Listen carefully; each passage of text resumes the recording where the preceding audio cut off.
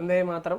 నాన్నగారు నమస్కారం. దీర్ఘాయుష్మాన్ భవ. ఈరోజు మే 19 స్వామి వివేకానందుల వారి సూక్తి. ఈ లోకంలో నేను అసహ్యించుకునేది ఒకటే, అది కపటం. ఈ లోకంలో నేను అసహ్యించుకునేది ఒకటే, అది కపటం.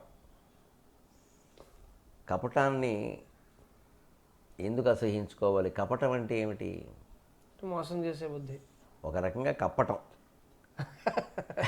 పావొత్తు చేరిస్తే బాగా అర్థమవుతుంది. గుడ్డ కప్పేస్తాడు మన మీద మోసం చేసేవాడు.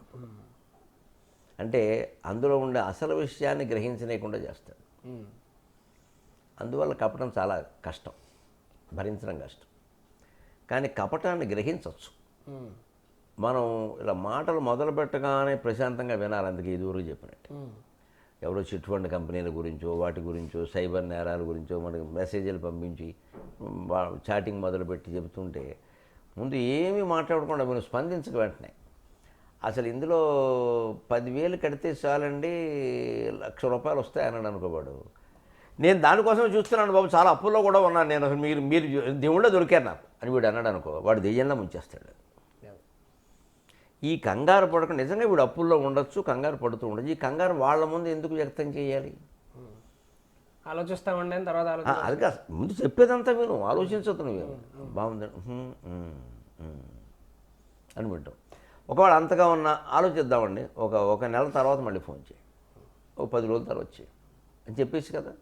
ఈ ప్రశాంతతలో ఈ వాట్సాప్ చాటింగుల్లో కానీ లేదు, ఎదురుగా రావట్లేదు ఇవాళ వాట్సాప్లో. గ్రహించచ్చు ఏమిటో తెలుసు. వాట్సాప్లో పైగా బాగా గ్రహించచ్చు. నాకు అంత అనుభవం లేదు కానీ చెప్తున్నా, ఉన్న విషయం తెలుసును కాబట్టి.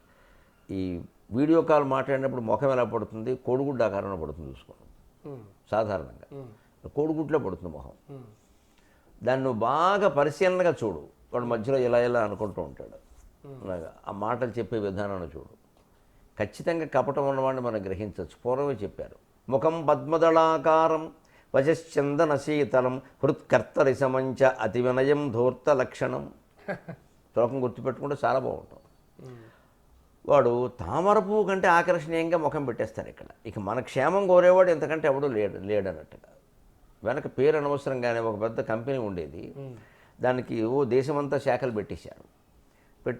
పెట్టేస్తే అది మొత్తం పెరిగిపోయారు. ఇంకా అంతర్గతంగా మనీ సర్క్యులేషన్.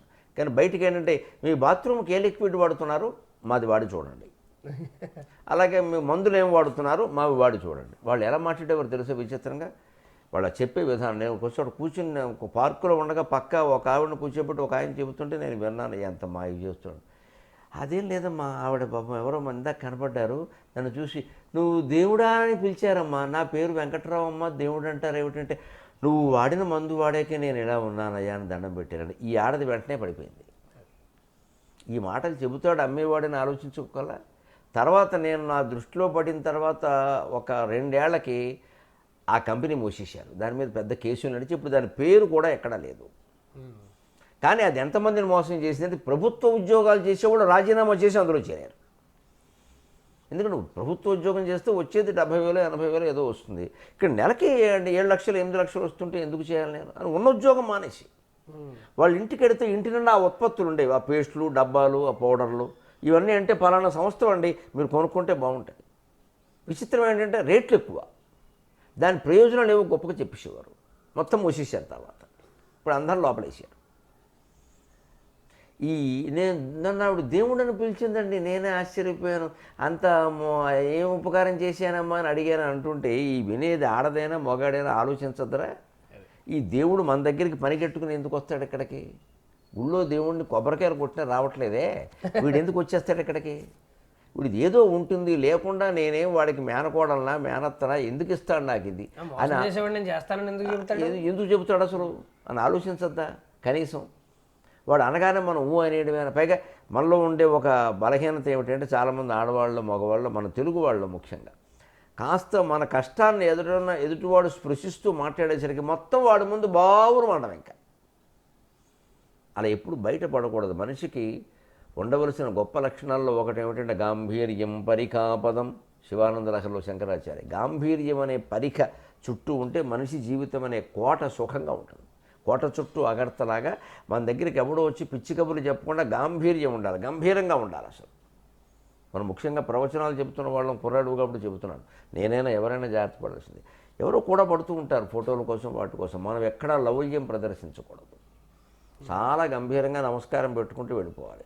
ఎవరి దగ్గరైనా ఆగి కొంచెం పరిశీలనగా చూడడం నవ్వడం చేసినప్పుడు వాళ్ళు వెనకాల పడిపోతారు. ఇంకా వాళ్ళెవరో మనకు బంధువులు మిత్రులు అవి పలకరించాల్సి ఉంటుందంటే పలకరించడం వేరే విషయం. అది కాకుండా మనం చనువు ఇచ్చామంటే ఇంక మొత్తం మీద పడిపోతారు వచ్చేసి. ఇంకా మనం స్వాధీనం చేసుకుంటారు. చాలా జాగ్రత్తగా ఉండాలి ఆ విషయంలో.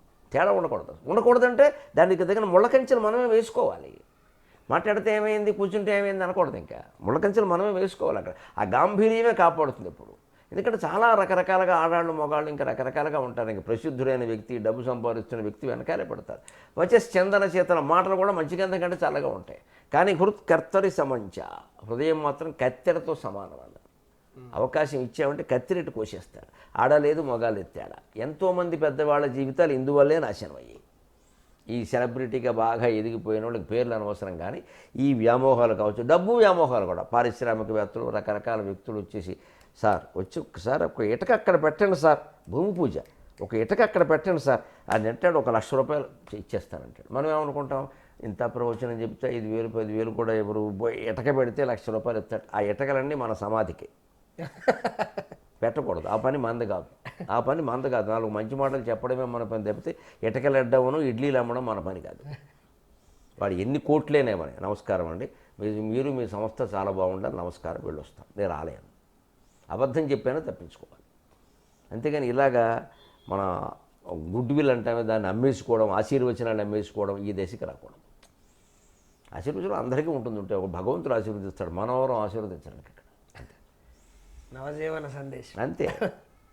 కపటాన్ని గ్రహించాలంటే లేకపోతే మాయలో పడిపోతాం. మనం వాళ్ళు ముందే మాయ చేయాలని ఉండదు వాళ్ళకి, తర్వాత పడిపోతాం, ఆ మాయలో పడిపోతాం. ఇంకా లక్షలలో వస్తుంటే మన ప్రసంగాలు ఎందుకు పని లేక, కావ్యాలు చదవడం, కంఠస్థం చేయడం ఎందుకు అనవసరం ఇదంతా అని వచ్చేస్తుంది. వెంటనే రకరకాల అయిపోతాం. ఇంకా కపటం ఉన్నవారి పట్ల ఒకసారి తాను ఇబ్బంది పడినా తర్వాతసారి మళ్ళీ మోసపోకుండా ఉండేందుకు ఎలా జాగ్రత్త పడాలో సీతాదేవి రామాయణంలో నిజంగా ఆచరించి చూపించింది. రావణాసురుడు భవతి భిక్షాందేహి అని వచ్చినప్పుడు కపట బుద్ధి ఉన్న రావణాసురుడికి నమ్మింది సీతాదేవి, నమ్మి నష్టపోయింది తర్వాత జీవితంలో. కానీ అత్యంత నమ్మకస్తుడు, నమ్మకానికి నిజంగా ఒక రూపం అంటూ ఉంటే అది హనుమంతుడే.